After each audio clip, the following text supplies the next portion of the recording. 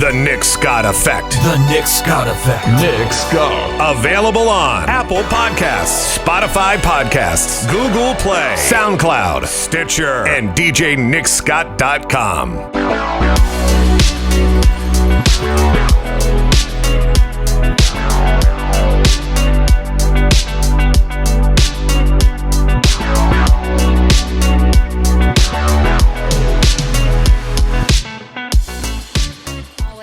Short-handed. It's because you're not there to boss them around. Right? Well, thank you guys for jumping on here. Just so you know, we are rolling. I can't see you. Okay. So, Diana, thanks for joining me. And just for folks who don't know who you are and what you do, I'll let you explain it because I'm sure you can articulate it much better than I. So, a little bit about yourself. Okay, a little bit about myself. So I am a businesswoman, entrepreneur in Logan, West Virginia, and started our businesses in the coal industry. We've expanded to movie theater, restaurant. Then we took on this venture in tourism. And so now we own Appalachian Outpost, which caters to trail riders, Hatfield-McCoy Trails. And that's where we are now. You own a movie theater? Yeah, 2 of them. I did not know. How did I not know that?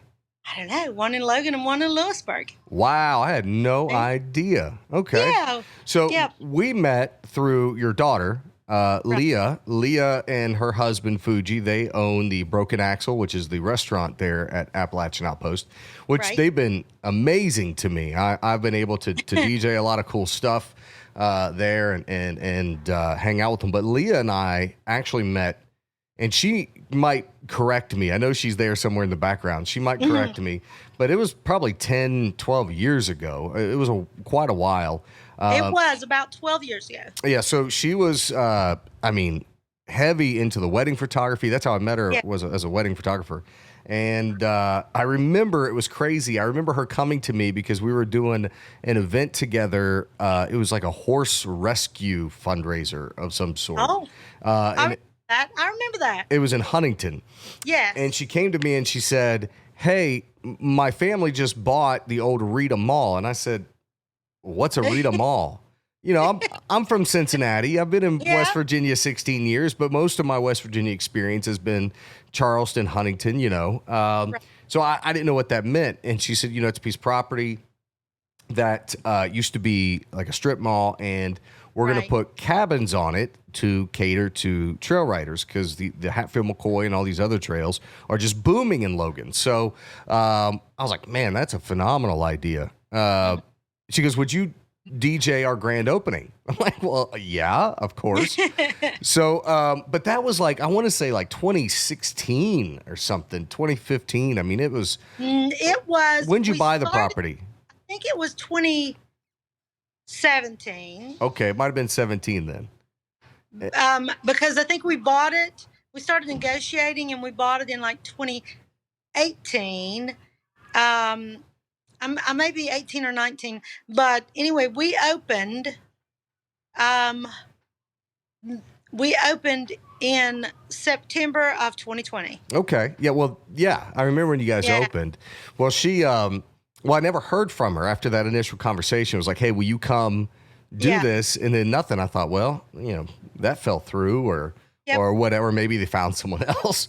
And then and then you came through with the Craig Morgan last year, and the cabins were done and everything. And last year was phenomenal. Phenomenal. So much fun. And there were people there from everywhere, not just West Virginia, but it seemed like it drew folks in. It did. From North Carolina, Virginia, Pennsylvania. If I remember correctly, there were some folks from like Maine that were in there. I remember that. Yeah. So that was really, really cool. So explain your thought behind having this big summer shindig. So so let me back up a little bit. So I'm also the Logan County Commissioner. I was going to ask you about that. Yeah. And I have served on several boards over the past 20 years, and one of those boards is the Hatfield-McCoy Convention and Visitors Bureau. Oh, okay. So I'm working closely with them, and and the Hatfield McCoy Trail Authority. So I wanted to have a great big grand opening. So, we couldn't do it in 2020 because of COVID. So I knew I had to push that back to 2021. So trying to pick a date. We have the Trail Fest in the fall. Which is a lot of fun. What's it called? Dirt Days. We have Dirt Days in the Mm-hmm. spring. We really didn't have anything in the summer because it gets hot and dusty. So we felt like that, just talking with the Hatfield McCoy Trail Authority and the CVB, we felt like that we need something in the summer that people can come and have fun with here in the summer on the trails. So this seemed to be the best date, was the end of July, the last Saturday in July, which there's 5 Saturdays in July this year, so we're doing it on the 4th. So that was kind of the idea. Provide a free concert with some, well-known names. Just have a big party all day long. Give back to the community while opening up some vision to other people. Yeah, sure.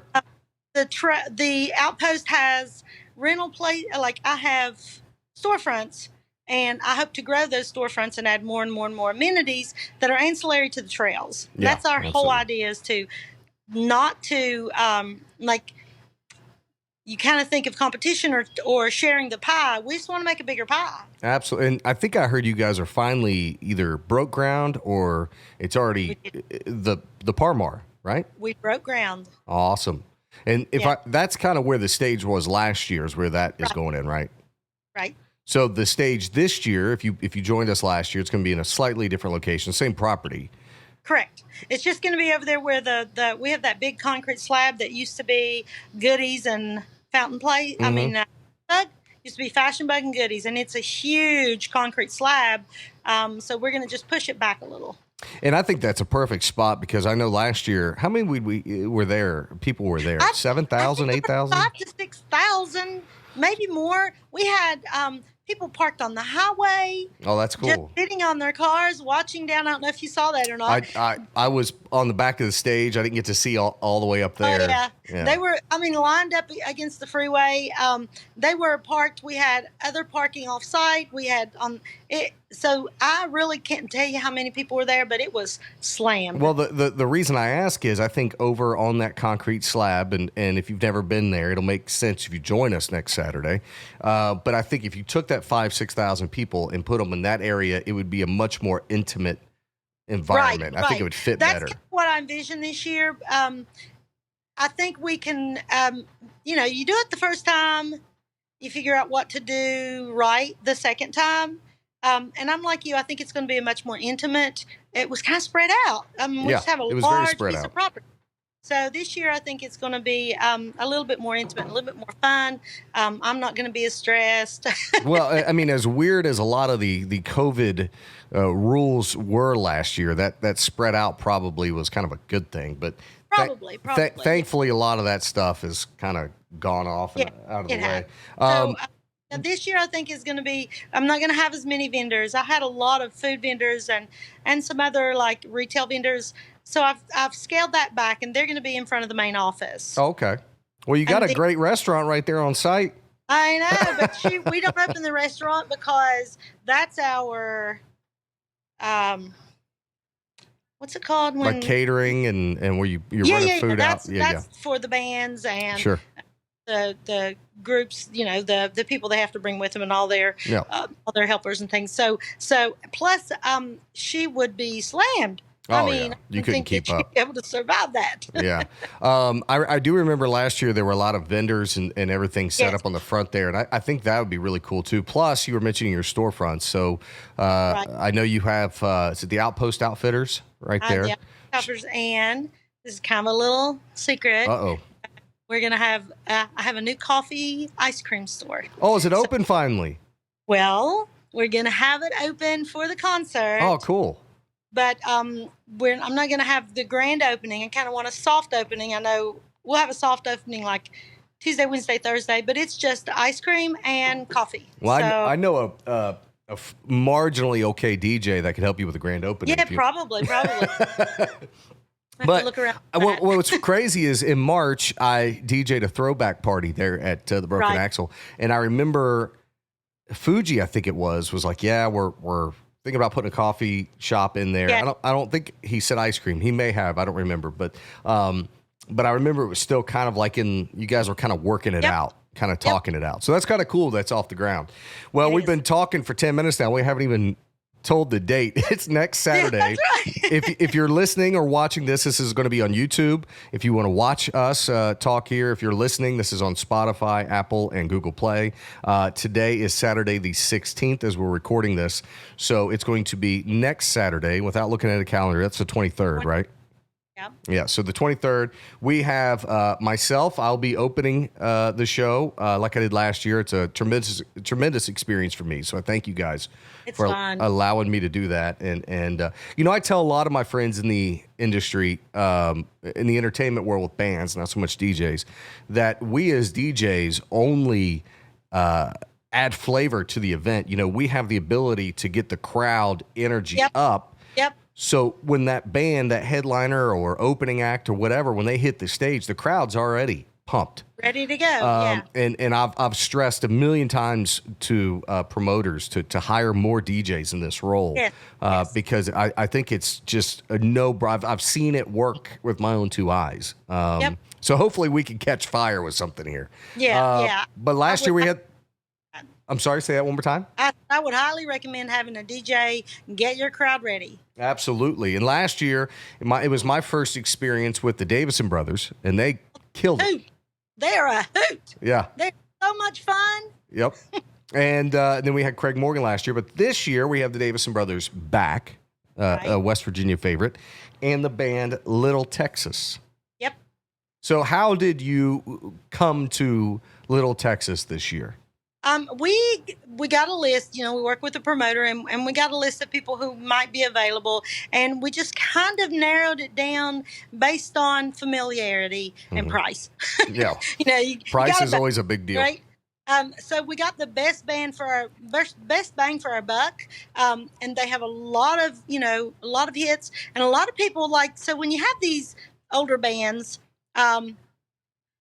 you'll say Little Texas, and they'll go, Little Texas, and I'll be like, and then I start singing, and they're God like, bless oh yeah, Texas. oh yeah. Mm-hmm.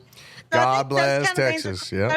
From older generation to newer generation, still fun. Yep. That's how we came to that conclusion. So I actually talked to Little Texas management yesterday. I was trying to get them on the podcast, and they were super polite. They even mentioned they were looking forward to working with me, which made me feel really nice. But I guess they're on the road all this week, different stops. So they're on the bus, and they didn't feel like being on the bus and everything would be a great recording environment. So they extended their apologies. But I did reach out to the Davisson brothers, and usually they get back to me pretty quick. I haven't heard back from them. I'm going to try them again. Maybe we can get them on the podcast and talk to them a little bit before the show. So if folks are planning on coming next Saturday, where is the Appalachian Outpost? Where do they park? What time does it start? What are the details? Okay, so Appalachian Outpost is it's off Route 10, and it's on Hanging Rock Highway. But if you Google Appalachian Outpost, or you can also, another way is the Hatfield McCord Trail Authority offices, administrative offices, are right on site there too. Yeah. Which is genius for you guys. Right, I know. And so or you can Google the Rid 'em All. Quick question. What trailhead is right there? I see a lot of riders going in and out. Rock House. Rock House, okay. Yeah. Rock House is the most popular trail. So you're right there.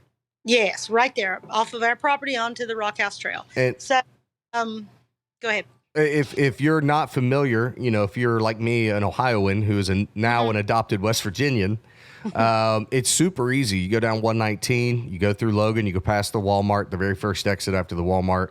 You get off that exit, you go down to the stoplight, take a left, you go through downtown Logan, and you'll end up at the Appalachian Outpost. Right. You down Route 10, you don't have to go through the city. You just kind of go beside the city. And beside it, yeah. Yeah. Straight up the Appalachian Outpost. It is very, very easy to get to. So what time does the property open? Where do you want people to park? So this year we're doing it a little bit different. We also have a second stage. Oh, okay. And it's right there where Leah, the Broken Axle, has their patio area. Yep. So we're going to put like a temporary stage, probably just, one of those redneck stages. Redneck stages, I like it. Let's keep it authentic, right? So, and Caitlin Boytek is going to be singing there. I've heard of Caitlin. Yeah, and we have a couple of other locals. So it's going to be a little bit of a local, like a small vibe going on there. And that's going to be around 2:00. Okay. And then the show you start at 5:30, right? I start at 5:30. So I figure people start coming about 4:00 so they can get their spot. Bring your own chair. Mm-hmm. BYOC. Do what? BYOC. Bring your own chair. Right. And then you can visit the vendors. You can stop at the ice cream store, go to the Outpost Outfitters, hang out, and just chill. And one thing I recommend anyone who's coming down is to check out your cabins. And I'm not trying to give you guys a big plug or anything, but those cabins are amazing. I've stayed in them 3 times now. They're 3-bedroom, 2 full bath, full kitchen, dining room, TVs in every bedroom. Yep. Heat, air, the whole night. You got a covered front porch, grill, fire pit. I'm bringing my kids down. I mean, it's those cabins are legit. You guys definitely. Did you design those?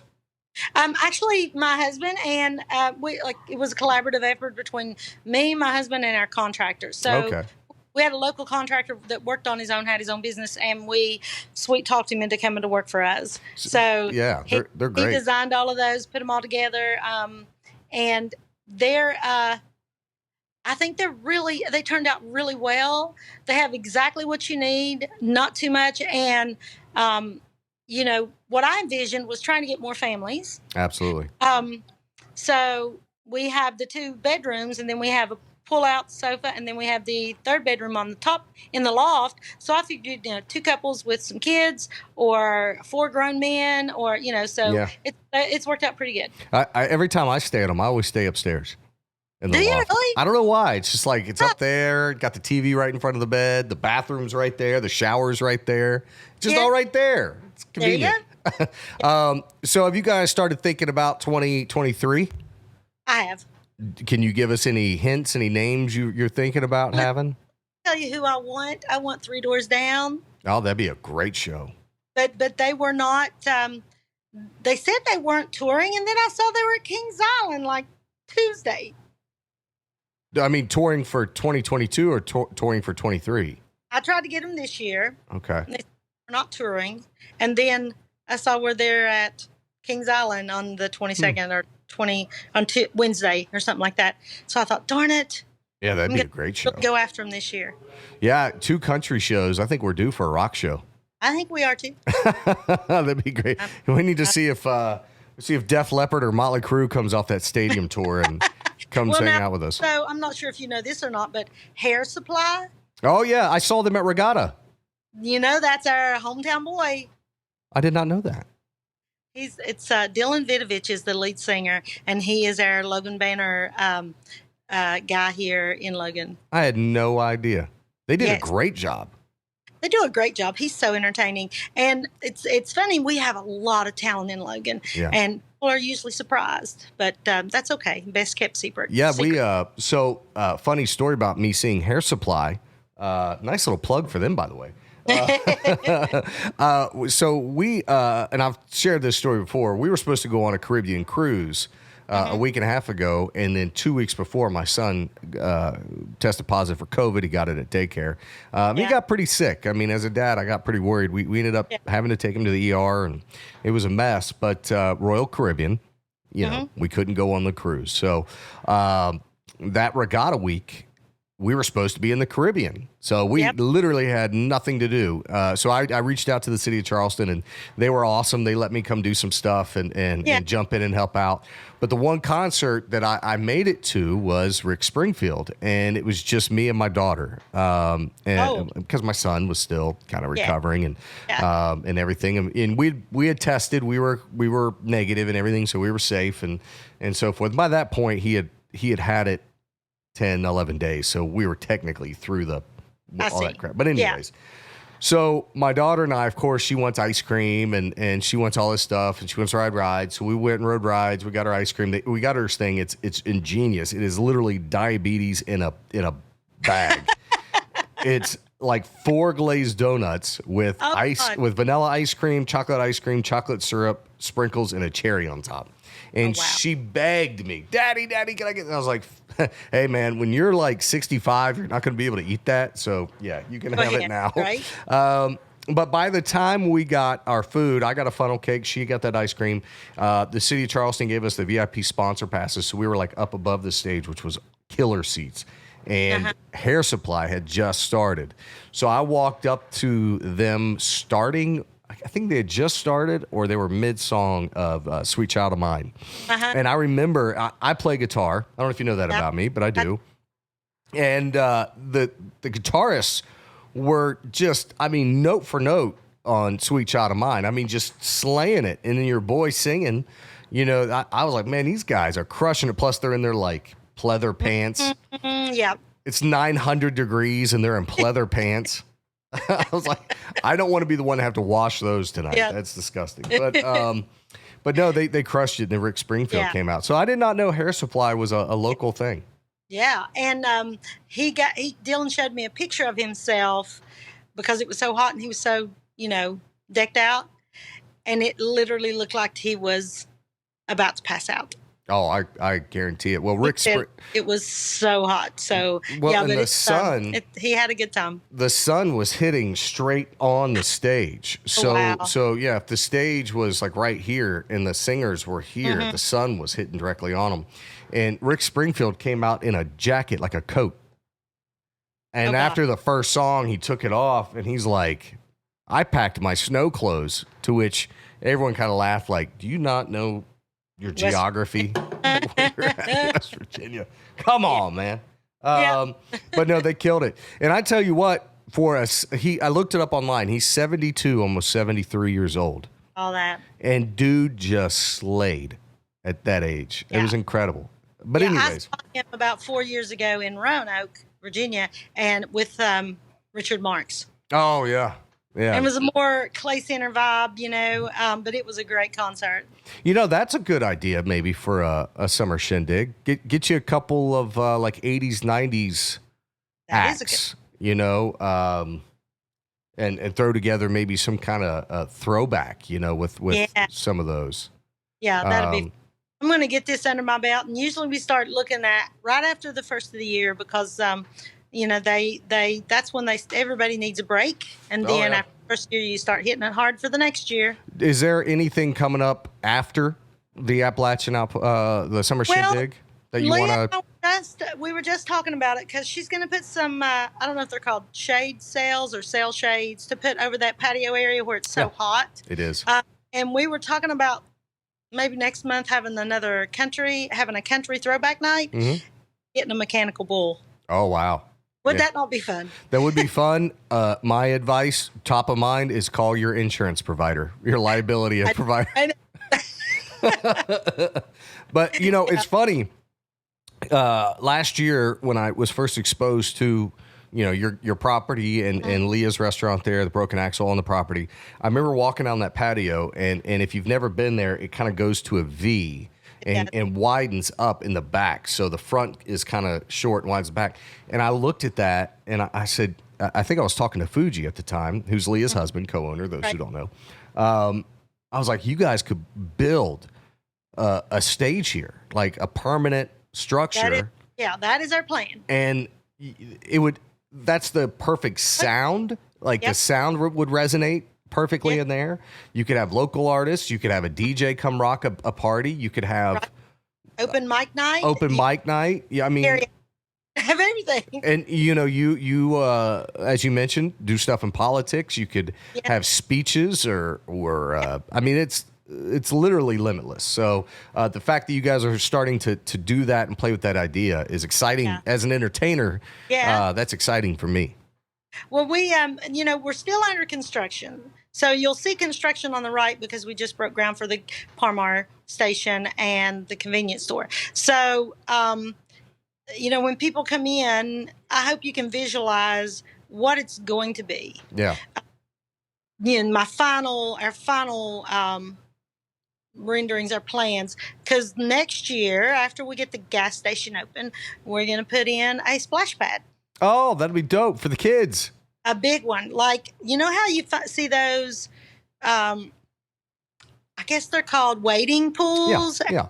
Mm-hmm. Like 6 inches, and they go to like 2 foot. Yeah. And then they have those mushrooms and the sprinklers and all that stuff going on. So we're going to, like that, where that concert is, we'll turn that into a splash pad next year. And the concert next year will probably be we purchased the property on up. On past, like towards Man? Yeah. Oh, okay. Will you still be able to access the cabins? Yes, you still be able to access the cabins. It just goes over the hill, and we have this. I'll have to show you when you come. Yeah. But we purchased all of that property, so we'll probably have a campground with hookups, a really nice campground. Also have an area for things like the concert, and we could also have. We just have all kinds of ideas. Well, they're going to work, and some of them aren't. I have several really close friends of mine that are camper enthusiasts. Oh, yeah. And these things are rolling $150,000 homes. You know what I mean? And with they call them toy haulers. They have their side by sides in the back and everything. So I think catering to that crowd is a win-win, especially there with the trailhead right next to you. The river, the Guyandotte River, is just across the road. Yeah. So we can rent kayaks, or they can go fishing, and we just limitless. It's just limitless down here. And like we have some of the best bow hunting in the nation. Yeah. Well, you guys are one of the only non-rifle counties in West Virginia too, so you grow some big deer. Hey, I'm a hunter. I read up on this stuff. All this. You need to let me come down and hunt. Sure. So one thing I did want to ask you about is Logan. You said you're a county commissioner. Right. How is the county doing? I know. So I guess I should maybe explain where this question's coming from. When I moved here in 2006 from Cincinnati, I don't know anything about West Virginia other than what I was taught in grade school. Charleston's a capital. That's about it. And I don't mean that in a bad way. You know what I mean? Yep. Just like we don't know a whole lot about Wisconsin, right? Right. So I get here, was dating a girl from Cincinnati. When I got here, that was short-lived because of the distance. About 6 months or so after I got here, I met a girl, and we started dating, and she was from Logan. Mm-hmm. I tell you this story to say when I told other native West Virginians that I was dating a girl from Logan, the reactions that I got were not the most pleasant. I tell you that to say I have watched since 2006 to 2022, I have watched a transition. I have watched a change. I have watched what seemingly is an identity change, what seems to be a opinion change, what seems to be a feeling change. So all positive, of course. Right. You know what I mean? So what are you guys doing? What do you think is contributing to that? For one thing, I think that, logistically, there was not a good way to get to Logan. You had to go to Route 10 from Huntington, and then Charleston there was not, 119 had just become very popular. And we, with the convention center in the park, started having conferences. So you pull people down. So Leadership West Virginia was here 3 times. That's 50 people each year. And their ideas changed. So we're getting more people that are open to coming down here because you're 1 hour, not even an hour from Southridge. Yeah, so not we have even an hour. A lot of people who work in Charleston from Logan. I lost you. Sorry. There you go. And we have a lot of people that work in Charleston, live in Logan. So then they've introduced it to their coworkers. So I just think that maybe and people did have that idea. They were scared to come to Logan because there was such a notorious stigma, like a stigma. Say it again. There was just kind of a notorious reputation. Like people were a little afraid to come to Logan. Mm-hmm. So when we start bringing those people down, they're like, this really is not what I expected. And it's beautiful here. I'm telling you, every time I drive from Charleston back home, I look at these mountains and I see it every time I drive, and I'm like blown away by the beauty it's like a big old head of broccoli. Our bellies are so full. I've never heard it described as broccoli. That's awesome. But so I'm the first female commissioner from Logan County. Oh, congratulations. I did not know that. That's awesome. I think that politically, some of the political aspects that went on back in the day have gone. The Good Old Boy Network. The Good Old Boy Network, and the fact that people, my daughter's age, Leah's age, they're independent minded. And back in the day, like my parents would tell me who to vote for, and I kind of just voted because I didn't know who these people were. Yeah. So I think that's contributed to it. And I don't know. I just think, of course, education is always makes a difference. Absolutely. So back in the day, we had people who stayed here, didn't travel. Traveling makes a difference. When you have, when you go to another place in another culture, you just grow. Well, and you get more accustomed to it. And I remember coming down, and my first experience with Logan was not bad. The folks I met were nice, and then of course, like life does, I met and married a Charleston girl. My wife and I, and we'll be married 13 years this year. And I honestly didn't really make it back down to Logan for no reason that I didn't want to. Right. It's just, the bookings and things like that. I think the closest I got in like 10, 15 years or probably 10 or 12 years was Scott High School used me. For a couple of events. But then when you guys opened up, and it seems like now that the Appalachian Outpost is there, more things are starting to come along, and yes, which I think is natural. And so you have somebody take a chance and do well. So that gives you motivation. It's like, well, you know what? If they can do it, I can too. And then also, the same thing with politics.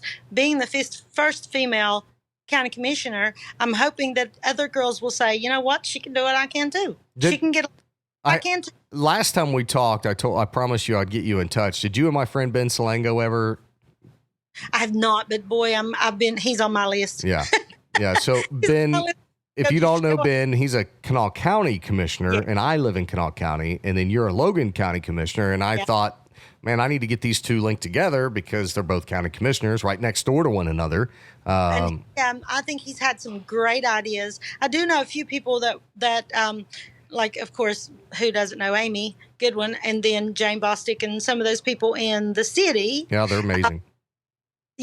And so I do know them, and then by extension, I'm going to get a meeting with, you heard him say Nana, Ronnie.